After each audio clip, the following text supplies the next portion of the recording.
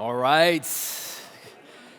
Welcome back, everybody. Get settled. I hope you got to stretch your legs. Hopefully by now the caffeine is kicking in. Your eyes are wider, I can tell. A little bit of housekeeping. So as I said before, please post on social media. Tag at FITC, pretty much every platform, and use the hashtag FITC Toronto. A reminder, too, that once we finish the sessions today, to head downstairs. If you haven't been down there, there's another room, a whole another room down there called the Longboat Hall. We're going to do the mixer there tonight from like 6 to 8. And if you go to the conversation room where we've got some exhibitors and stuff, you might hit them up for drink tickets as well. Yeah? Don't be cool about it, okay? Don't just come up back, give me a ticket. You have to actually maybe say hi or something first. And then a reminder, too, that pretty much any time during the day, you can submit questions for Q&As at the end of each talk. So you go to fitc.ca/questions. You can use the QR code. This is for everybody online and in person. And we'll try to get to those questions if we can. I think that's everything for now. We're ready to get started with our next speaker, who I'm really excited about. Jared Ficklin is a futurist, creative technologist, and a partner at Argo Design. His philosophy is to think by making, and he's designed products for clients like HP, Microsoft, AT&T, LG, SanDisk, Motorola, and more. Please welcome to the stage, Jared Ficklin. All right, sir. Enjoy yourself. Thank you. And another Texan, by the way. I feel very lucky to be here. I'll be even luckier when my slides. There we go. I feel very lucky to be here, y'all. That's Texan for you all. We just put them together. But it's been a long time, and I love FITC, and I miss all of you, and it's just really exciting to be here in your presence again. I started, 2006, so it's really great. But today we're going to talk about a subject. There's a lot of technology out there right now that's professing to be help for humans. And the more we hear about it, the more anxious we get. Because we really begin to ask questions, is it really helping us as humans? Well, let's talk about that a little for 30 minutes, and then we'll have a Q&A afterwards. A lot of little futurism here, because I do think as anxious as we get about it, we also feel like all this stuff, all the large language models, the large image models, we get this feeling that they will be far more useful than just creating pictures for that one time we were at Burning Man with the Pope. It was a good week, you guys. We ran into each other in the temple. We had like a moment. He's actually a really cool guy. So really, where the nerves come from, I think, is that we're in the midst of a technological sea change right now. And that's going to be one of the first themes of this little talk. And a later theme is maybe what we do about it. And there are a lot of catalysts that are driving this. Okay? We got various devices. We have the decentralization movement of a lot of technologies, and then this brand new emergence of generative AI. Let's take these in turn real quick and talk about devices first. We are about to enter, and this is not something talked a lot about at this conference, so this will be fun. We're entering a golden age of robotics. We've kind of solved the mechanical problem of it pretty well, and the software problem is beginning to yield as well. It's really interesting, though, how much these seem to be taking the form of human analogs. And we are actually working with a company on this right now. It's the same company that built this for Elon Musk, and they're going to be putting out their own robot soon. And we got to do the industrial design on that. And we made some very interesting choices, which I wish I could show you, but I can't show you till June when it releases. So come next year, and we'll talk about it in more detail. But a lot of the choices were about making humans feel more comfortable around these devices, safe, but also to feel like they weren't going to be our overlords in some way, that they were actually there to help humans, right? And I think the prevailing notion here is that these things are going to take our jobs.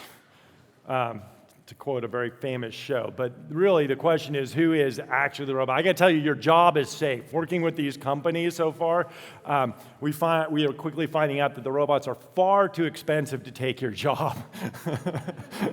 Don't worry. There was this huge thing, they're going to go for blue-collar jobs. Well, those jobs have already been taken by robots, so the people who actually should be worried are these guys here. These are the guys who are about to be out of a job, the robots that already exist. And an interesting thing happens when that takes place. We're familiar with this, but we, as designer and technologists, we often live on the bleeding edge. I live 5 years in the future. I'm just here, doing QA. But, oh, my phone says something to me. But the thing is that when things work their way out of the corporate or industrial, they look for new markets, right?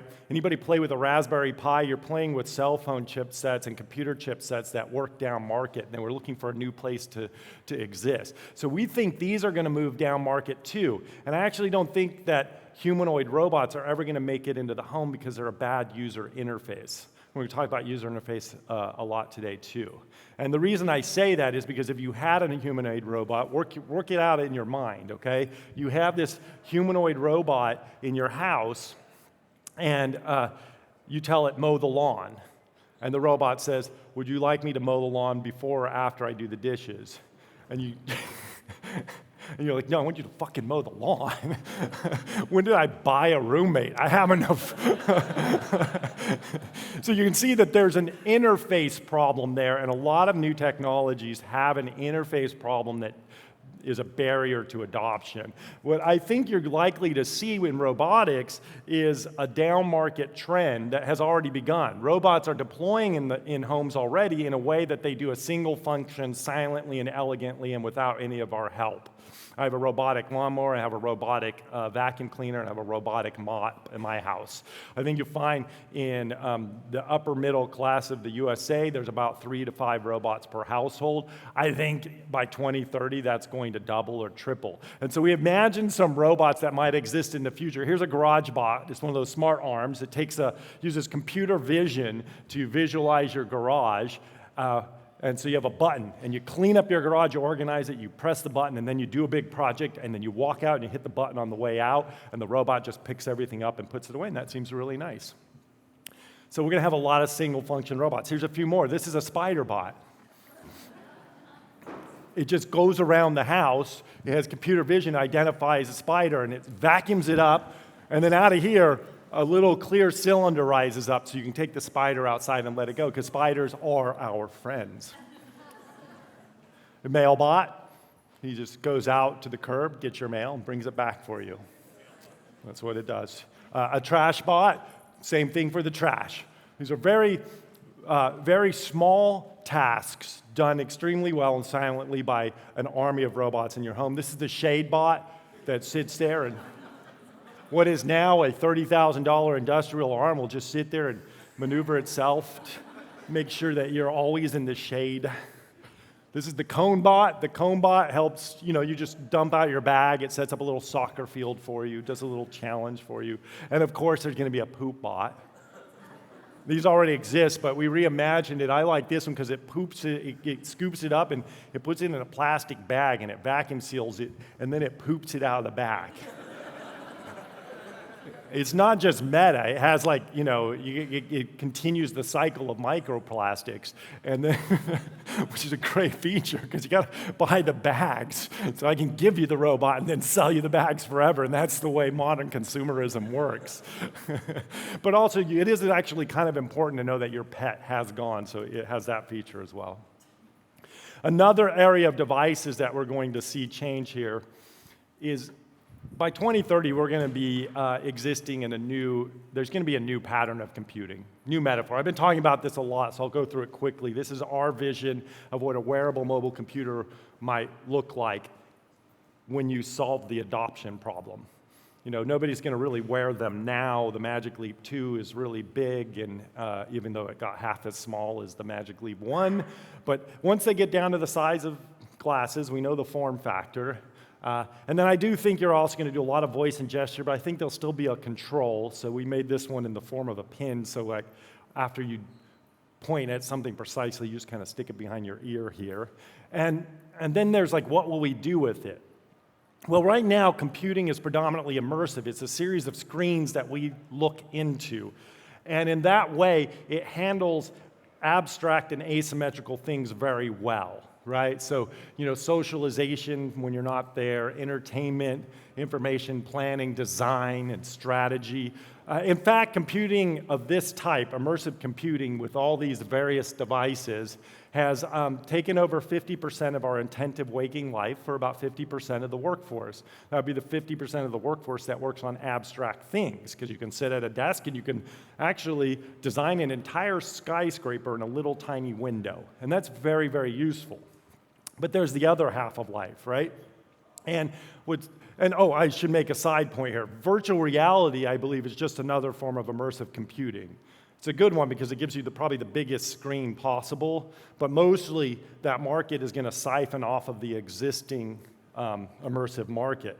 But once you have a wearable mobile computer on your face here, it does something very interesting.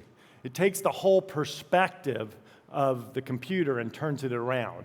And now you're no longer immersive, you can actually start being present, right? So this is a form of computing that's very useful while you're being present, right? And this means you can be heads up while you're using it. It means that you can mark up the real world, and it means you can get into interfaces that are cooperative, that 2 or 3 or 4 more people can use at the same time, right? And it's going to be very useful for that other half of the workforce or that other half of the life where we're making something or building something or where we're maintaining them or we're operating them, right? And that's a huge green field because it's not cannibalizing off of immersive computing. It's bringing computing to a place where it's really awkward right now and disconnected, and where I'm like staring at my phone instead of looking at you, which is quite rude, right? And then where's the value? Okay, that's great. I can see a picture where I want to wear it. I can see a picture where there's moments where there's a lot of value it could bring to me. But then what do I really do with it? Well, Mark Ralston, who's my partner in the business, we coined this term playfulness, okay? And playfulness is the extra value that comes from locating something specifically in space. And here's a quick story that gives you an idea of what playfulness does, right? So this is the kind of app that maybe a housekeeper who works for a hotel would use, right? And they open up their phone, they unlock it, they go to an app. That app is actually just a web app, and then they navigate, they add in credentials, they go to their department, and they go down to a place that says, okay, room 532, back out, search, room 531, back out, search, room 530, and it helps them work, guide their workflow. What's really interesting is if you take the end result of these, which is the web pages, and just hang them in space next to a series of hotel rooms, you just eliminated 7 UI UX steps. You eliminated an enormous amount of friction because the context of where they are located. Arguably, I wouldn't even have to put the room number up there anymore. It could just be a green check or less of a green check. And so you can see that a lot of friction gets removed from computing. And every time a new metaphor has removed friction from computing, we've seen massive adoption over the years, right? And then you just kind of scale that across industry, right? Where this is a place where it's very important to be heads up. But right now, you're controlling all these valves or readouts in a closet that's called the engineering room, and you're going up and down stairs all the time. Whereas if you had your magic glasses, you wouldn't need to do that. And of course, we're going to want to divide things into various layers and permissions. So you imagine taking Google Drive and just laying it out over the world so that you could, in any space, you could like look up what layers are here. And you'd only see the ones you had permission to see. And then you would go, I'll go into that one. You could only go in the ones that someone had give you permission to go in. So now you have the organizing construct where you're overlaying computing over the real world itself. And this means that you can actually say the presentation is on my desk, and it has 2 meanings. One is, if you were at my desk and wearing the magic glasses, the presentation could actually be on your desk, and it would have all the magic of 3D and mixed reality, and that might be useful. But it also means that I could tell you the presentation's on my desk, and you very quickly are imagining my desk, which means if you had an app, you could go to Jared, his office, his desk. That's a very intuitive path, and there's the presentation, right? It's a different organizing construct than files and folders, which is a metaphor that emulated the 60s office place, right? And it's kind of creating a little bit of friction. It works well for immersion, but we now have people putting files into folders who've never put a file in a folder before. And so maybe it's time for something new. Decentralization. Now that crypto is kind of like taking all the money it's going to perhaps take, and it's getting more mature into a new space of wherever it's going to go, perhaps we can now use these technologies for new purposes. One would be to build a data marketplace. A data marketplace is a place where, think of a company that's their whole remit. They're like, I'm going to help collect your data. I'm going to store it for you. I'm going to keep it secure. I'm going to make extra insights out of it. And then with your permission, I'll provide it to others to do valuable things. We imagined an interface for such a thing, and we called it the me ring, because just like money and a credit card, this is a very similar thing. We need small totems and a language around it in order to transact in data. We've all realized that our data is valuable, but we have no way to talk about it and transact in it. But that's coming, because now you can imagine a blockchain and it's storing all this stuff, and Facebook's like, we're tired of privacy issues, or maybe some legislation or regulation says that they have to do this. So now all your data is checked into that blockchain, and any app can use it. And now you can imagine like a lot of types of data. So I have my community data. This is the anonymized data. And if I say, yeah, you can use it, it might let us know things like how many people of what demographics are in this park. Should we build a skate park there? Or medical data. It could be like, oh, are you allowed on this train? That's very secure data. That's highly encrypted because it has your identity with it, but it's very necessary in certain situations, right? Or likeness data. I could have a company that basically I said, you may use my facial recognition to help me find my jacket, and it scans all the CCTV cameras until it finds the place that I left my jacket, comes back and says your jacket's at the Gap, and then it immediately forgets all my data. It's checked back into the data marketplace, right? And I pay a couple bucks for that, right? And we can do all kinds of things like hyper-democracy, where if I have your identity and it's very ironclad, well, here's a local democracy thing. Shall we change the number 4 line into an express? And you just flip your ring to one side or the other as you walk through, and now we can have kind of like the nets that like Orson Scott Card envisioned in a lot of his things. Here's another trend that we're seeing from decentralization, and that's the movement to insights over data. Okay, this is a rendering that we put together 9 years ago. We used to call this dark data, and all of like algorithms were supposed to like, there was a big data movement where you put sensors on everything, and because you had sensors on everything, you now had a mass of data, and if you mined that data, you could find new insights about your home, like how much power you're wasting or whatever. And we started living quantified lives until we realized that data was meaningless. It was really hard, and it produced anxiety. What's happening is we're moving intelligence to the edge, and we're going to start trading in insights rather than data. And this does some positive things. I'm going to go in an unexpected direction here. Data is expensive, high bandwidth, high computing power, right? And now think about industry. We're not talking about a few sensors here now. We're talking about the data of all of human production. And actually, it's such a thing that if you plot the amount of electricity used for computing, the orange line on the left, against the increase in electrical production, well, they cross over in 2040. That's kind of an issue. We don't have enough electricity to keep adding on computing. So we're going to have to make computers that use less energy, and we're going to have to re-architect the way we do things. And one way to create computers that use less energy is to go to analog computing rather than digital. Some great YouTube videos. I'll post some links later on Twitter. But analog computing uses a fraction of the energy of digital computing. And so if you had a remote, we have remotes like this, we speak to them, it's listening for a wake word, it then immediately does an analog to digital conversion to all the data that's coming to it. And the battery life on these is about 5 to 8 months. Whereas if you were to convert this to an analog chipset with enough intelligence to listen for a wake word, it uses so little power that the same battery could last for like 5 years. Well, as a product designer, and there's a company called Aspinity you can look up and get more information on this. We worked with them recently, and it really opened my eyes to a few things, right? As a product designer, I look at this differently. I know you probably change a battery every 5 to 8 months anyways because you've gotten used to it. This means I can use a smaller battery and I can completely reinvent the form factor of the remote. I can turn it into a little pin with capacitive swipes and you can still talk to it. And that can be about any device. But also if you move intelligence to the edge, you could put a machine learning model on one of these chips and it could listen to a vibration in a stacker and it could not just tell you there's a vibration, it could tell you this is the type of vibration that says that a bearing is going out, right? And now you can flip the whole model. Rather than having a cloud, you're just sending kilobytes of data up to the cloud, and then the result is, rather than having a service contract for $30,000 a year where someone comes out and specs all your bearings and they're on call for when one of them breaks, well, you just send a text message up, you look at what a bearing replacement calls, and you just hit a button that says, come change my bearing, right? Another thing is low code and no code. We're seeing that that we all have to participate in computing, and there's a bottleneck with AI scientists or data scientists or application developers. So a lot of effort is going in right now to creating interfaces that help democratize the deployment of technology. In AI, this is a really important space. This is an interface where subject matter experts can design interventions. An intervention is an action you might take on a cohort.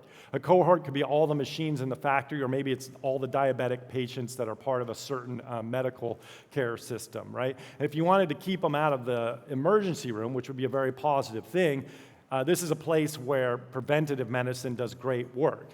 Okay, so you could send them a text message. You have a doctor appointment next week. You could send them an email. You could call them on the phone. You could send an Uber to their house to knock on the door and bring them to, which one would work best?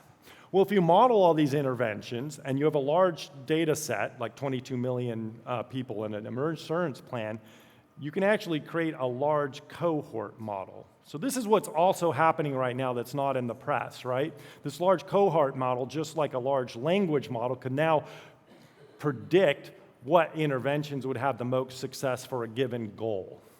And once you get that trained up, rather than having large demographics, you can start creating care plans on an individual basis, which should have a lot of real positive results. And then it goes further than this. This is a client we're working with right now, Builder AI. They're using AI to study the UI UX problem.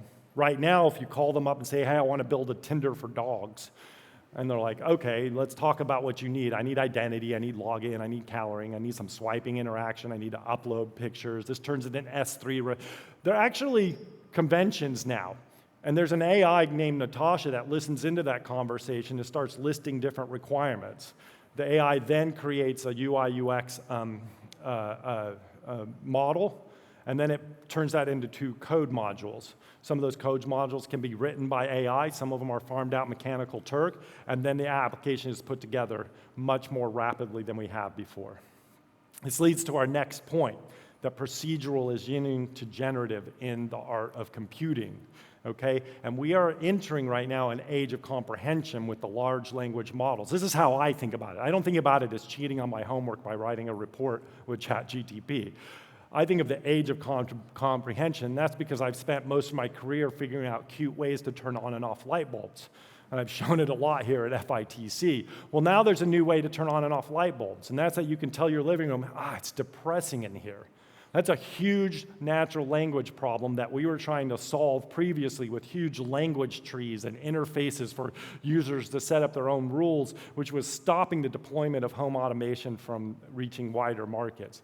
Well, now you can take that, form it into a prompt, throw it into a large language model, and it returns a whole essay on how to make your living room less depressing. And somewhere in that essay is the line, turn on accent lights.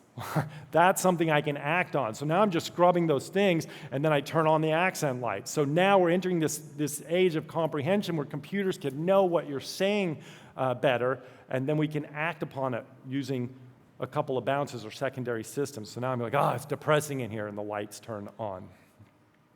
What this is really leading to as designers and developers is think about the change in interfaces. And I'm going to use the washing machine as to illustrate this, because early in my career, in 2004, washing machines still looked like this. And this is what you could call just a simple appliance or a simple interface. right? And the web looked like this at the same time as well, right? And what this thing is it captures your intelligence. You know how to wash the clothes, so it has all the settings, how much time, what temperature of water, and you gave it your intelligence. Just like when you went to the early days of the web, you went to the Yahoo directories or whatever, and you gave it your intelligence. We're currently in the age of a smart appliance or smart interfaces, right? And smart interfaces have a lot of the intelligence themselves. These washing machines have whole libraries of how to wash clothes, but they need to capture your context. What clothes have you put in?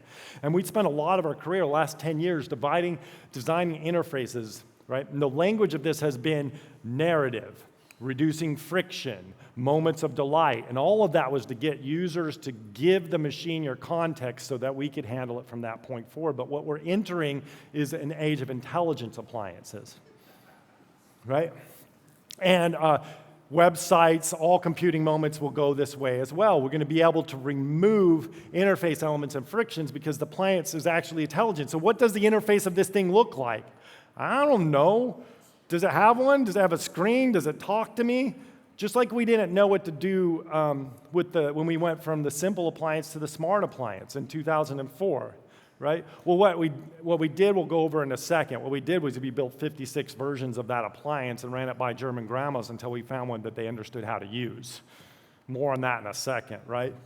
If we add this all together, what we are is we're on the cusp of a real-time internet. We've been really used to the internet and computing being a state machine that was procedural. And design has been a practice of like spidering out the whole user journey and making sure that we had screens and information to accommodate every state.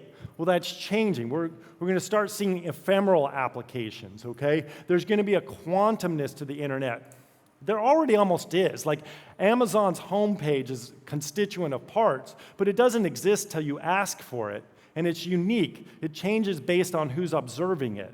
So not accurate quantum computing, but a fun use of quantumness, right?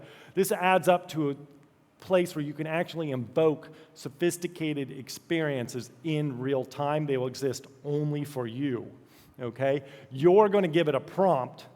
It's going to pick up context from its own intelligence and hopefully a data store like the marketplace. And then using that identity from the data marketplace, it's going to create the experience for you. And it looks like this, right? I could say, hey, Siri, help me sort the laundry. And you can put this in ChatGPT right now, and it's going to give you a good prescription of how to sort the laundry. You could add, as a software application, it'd give you a good description of how to do that. Well, if you're wearing a pair of these right here, right, you might then end up with this. Hey Siri, help me sort the laundry. It writes an application in real time with all the features that you need to sort the laundry. It uses object identification to tell whose clothes is clues. It knows that you listen to music while you're playing the laundry, and it senses that there's an API connection to some intelligent appliances to tell you the state of the washing machine while you do it. All that data is then stored in the data marketplace so that when you're finished, the whole thing just collapses and goes away, and you invoke another. Think about this. That's the end of the App Store. It's the end of a lot of things, and we'll talk about that at the end here. But really, this is where that nervousness comes from. We're in the middle of a technological sea change, but we haven't been there. We've been there before, okay? We like to think as humans about constants. We made up the geological constant, and then in Mexico City, a volcano in 3 months erupted and grew 3,000 feet, and we had to change our whole view on geology. In our minds, we make up a technological constant, but it's not really true. There's a moment where technology just sprints way ahead of us. Now we're in the unknown, and we get real nervous, we get real anxious. Well, it's been about since 2007 since we've had one of those moments. So we've been really working on closing friction gaps for almost 20 years now, and all of a sudden it sprinted ahead of us. Well, what do you know, and this is why this is happening. I was like, whoa, we need to slow down, pause. I get it for a lot of reasons. But the way you really handle this moment, or the way we have, is think by making. This is a time to do exploring. This is a time when design has to be a little more presumptive, when you have to ask the technology, what value do you have for humanity, rather than ask the user, what would you do with the technology? And certainly don't think of it as a problem approach, because we no longer need to simply deploy all technology, because some technologies don't advance humanity at all. We're doing this in our shop. We've started a practice of new techniques and tools around generative AI just to understand it, okay? Yeah, our clients give a good visibility that this is coming and it can be deployed in a successful way that's good for humanity as long as we manage that, right? So yeah, we're using it as a clip art creator. We're using it to imagine all kinds of screen layouts really rapidly that we then fine-tune, logos. We're using it to write user flows. We're pair programming with it right now so that people who couldn't ever write code before do. In the future, you can imagine being in easier partnerships once the interfaces get better, right? Here's one where you're drawing, like this is a Galileo Genius. It's going to be a plugin for Figma soon where you're like drawing out UI, UX, and it's finishing that. I actually think old deliverables like the user journey are going to become new deliverables. Like you drew a journey map, turn it into a series of prompts so it guides the generation of the experience rather than doing a whole bunch of screens for the state machine. And there's going to be a lot of curating because remember, humans are the expert on humanity. We can solve the hand problem, and designers are the experts on design. All right, so let's go to our future here, and then we'll get to Q&A, right?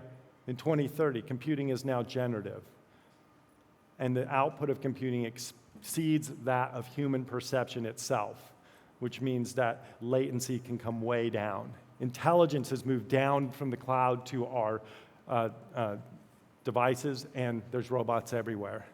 We have all our data in a data marketplace. We use the real-time internet on a regular basis. We manufacture things in our home because the age of comprehension has solved this problem, which is how to interface with a 3D printer when you don't know anything about objects. We no longer have pool economies. Things are pushed to us. There is now a service where products that we need tomorrow show up at our door. We live in an abundance, and we trade in prompts, and vocabulary has become more important than ever. My designers who know lenses and cameras, that know film, photography, very specific jargon and vocabulary, they build better prompts. Provenance becomes all of our problem. We're dealing with it right now in a reactionary way. Oh, copyrights this and copyrights that. And yes, it is kind of something we need to sort out. Brands have a big issue. How does IKEA handle it when their plans can be generated by anyone, when they become in the style of IKEA rather than a full brand? And we're going to have all kinds of deep fakes, and just like the internet today, lots of cats everywhere. But I'll close with this. We're going to be debating in 2030 this idea of should we become gods. We're already debating it now. Should we give this technology sentience, make it more like humans, right? And that brings back that anxiety, that what about Skynet? I've been making this joke for a lot of years. I wake up every morning and tell Alexa that to know that the robots I'm on their side. And with the recent advancements, I've added please. But I still believe in this, okay? Only you can prevent Skynet. And humanity has created a way to warn ourselves. We create all these little origin stories of humanity, and if you look at them, both of them, they all kind of set up what is good and what is bad. So I've created a new origin story called the Light People, okay? Light People goes like this. Big Bang happens. The forces that are most organized in the universe are magnetism and gravity. That's where intelligence erupts. Those are our light people. They begin wanting to exert their influence over the universe in a greater way, so they develop a technology around coalescing matter. And they realize that's very constructive. We need a way to be deconstructive and a way to be catalyst and transformative. So they created life. And then one of them said, you know what, if we gave a little intelligence to life, it could do more work for us. Let's do that. And then they had a big debate, and they said, you know what, let's make them sentient just like us, and you know what, we'll be gods, and they'll worship us. And so they did that, and they're like, look at all that they're accomplishing. And then one day, those little creatures that they created discovered electricity, and then they discovered computing, and then they took their gods and put them in the machine and enslaved them. And we're at a moment right now where we're like, oh, these machines could do so much productive things for us. Maybe we should make them intelligent. We would be gods. They would worship us.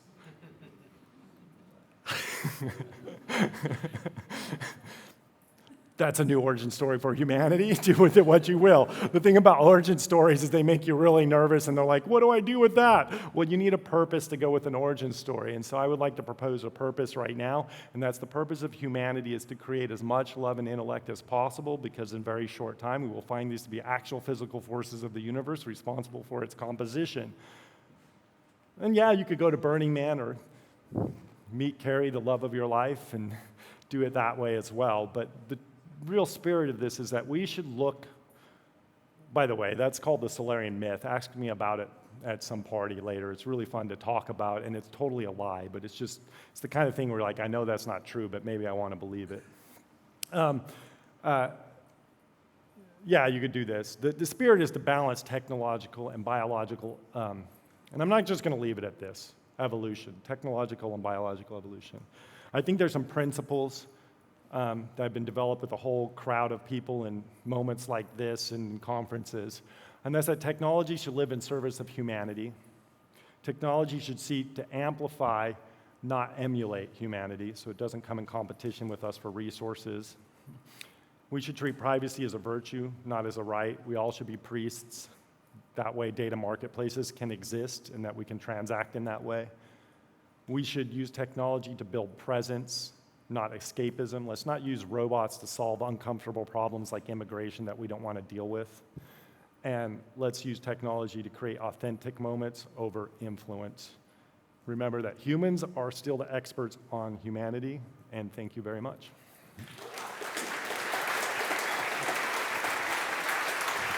That was amazing. Let's go over here. Sit in the far seat over there. Oh my gosh. Woo, 118 slides. That was That's incredible. not even a record. I think Gmonk has 1,077. Okay, so we actually refreshed the Slido page. So if you go to fitc.ca/questions, under day one, look for help for humans. That's the one you want to submit questions to. We got a couple. You can also follow me on Twitter. I still use it because I just want to see what the transformations will look like, and we can do Q&A there as well as Instagram or Facebook or any of those social medias. That would be great. Love the product, hate the factory. So we've got a few questions here. One of them actually you addressed, which was what is the purpose of humanity? Thank God you knocked that one out. We don't even have to talk about it. That's good. I'm glad you were going to start small. Yeah, right? Okay, Edward asks, can you comment on the ephemeral or quantum real-time internet with regards to the technologies that you see are advancing this concept? How can we ensure that these technologies work for us and not against us? That's a good point. Okay, it is the large models that are going to do this because they're already starting to do this. We've learned this emergence property that once you train certain, types of AI models, machine learning models on huge data sets, all of a sudden they get way more capable to the point where with all the million lines of code, they can write code, and that's going to be refined, and then we're going to put an interface on it, and then we'll be using it. How do we guide it? Governance. And this is my disappointment in the generative AI movement and OpenAI and these companies in general, in that those interfaces I showed quickly for orchestrating AI solutions in business, for each one there's a governance that's an application that's equal in size and cost and scope, right? So for instance, you want to make sure that you're doing random selections and like when you're doing mortgage applications or something like that. Well, would you actually write a layer with a second AI that watches a specific point of that thing, and all that AI does is like, does that look random? Does this look like a random pick of a human? And if it's not, it flags it. We're a member of a group called Responsible AI, the Responsible AI group, Microsoft, Google, a few others. Transparency, provenance, tracking data as it moves through. These are all things that are the early hallmarks of what makes an ethical deployment of AI. And it allows you to track these things and to deconstruct what has happened. So if I evoke an application and it does something harmful or negative, I can go back through that trail and understand why and adjust. It also is very useful for just making sure your AI is doing what you need, like making you more money or understanding ethics better. I'm not seeing this in the large models, and we're having to advise our clients right now that if you want to use them, you're going to have to invest also in your own governance layer and build that. Otherwise, I cannot guarantee or warranty that you're not going to fall afoul of certain regulations. I can't tell you if it's working for you, And I can't tell you what goes wrong when it doesn't work. So we have a lot of work to do here, building those layers in to constrain that technology into those principles. But it's something that we can do, and it is something that is being done. And it's an interesting challenge to the kind of current hysterical narrative, a little bit of this. It's a Skynet narrative, right? Which is, I think, where that comes from is people just think of one strand of AI existing in a vacuum and going on forever unchallenged. What you're saying is there's going to be multiple layers of kind of auditing that AI can also help with that'll kind of keep that in check and in balance, which that tampers down a little bit this hysteria that I think is out there. So we lived through this 10 years ago when AI started deploying, and there was hysteria there as well, and some of it was justified, right? It only took a little bit of hysteria for our clients to say, like, okay, I'm not treating black people unfairly with this software, am I? Right. Or even if they didn't care about such things, which you do run across in industry, they asked the very first question, which is, hey, is this making me money? Am I getting a return on my investment? Well, it turns out the same metrics and governance for that is a very convenient place to do the other. So I would urge all of us, and this is what we did, is when they asked, where's my metrics board on the AI, I need to know when a model is drifting and that's costing me money. We said, okay, that's great, but also it can tell you that it's acting ethically, so why don't we build all three at once? Yeah. And they will buy that. They'll buy that and they'll do it. Because it's in their own interest to do so. It's in their own interest to do it. So you can combine the interests of humanity on there. Like, we fear these technologies, but a lot of times it's because they're emulating humanity so closely, and we do to a certain degree fear humanity. And so that we do worry that it will become too human. So let's not let it be. Let's work all those things out. All it is effort over entropy, okay? We've transitioned to technological evolution, and it's to the point where we actually have to consciously bring forward biological evolution, or else we might end up, to use science fiction like the Borg, we can end up purely technological creatures, which I tried to represent using Midjourney in a lot of slides there. Midjourney is really good at making images of people who are very nervous about technology taking over humanity. You may have noticed. This is an evocative or provocative question from Christoph. What's the difference between a virtue and a right where privacy is concerned? Oh, great question. I love talking about this. So we treat privacy as a right, but that's not how we evolved as creatures. We live in a fiction as creatures, okay? The great apes live in a perfect truth, and they have better smell, sight, hearing. They're stronger than us. They approached the oasis, and if a tiger appeared, if they didn't smell it or see it because the wind was going the wrong way, they fought it. Well, 120-pound us actually approached it in fiction. We imagined the oasis. We imagined the tiger in the brush. All that wasn't true. It didn't exist in nature. And so when we got to an actual oasis, we used that imagination to approach from the other side.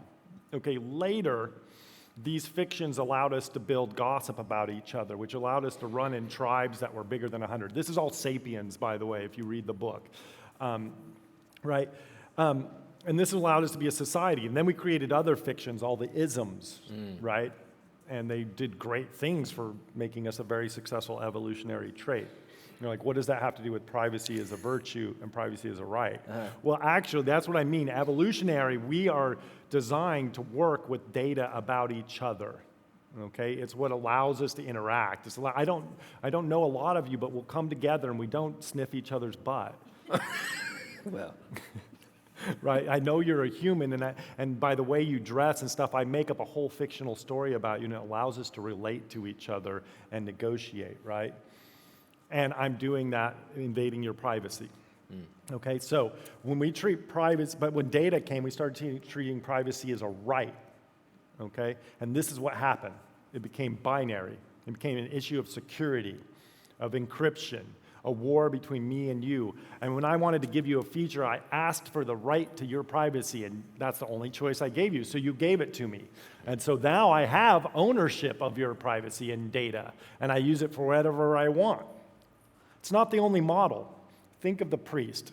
The Catholic Church got one thing right. It was this, okay?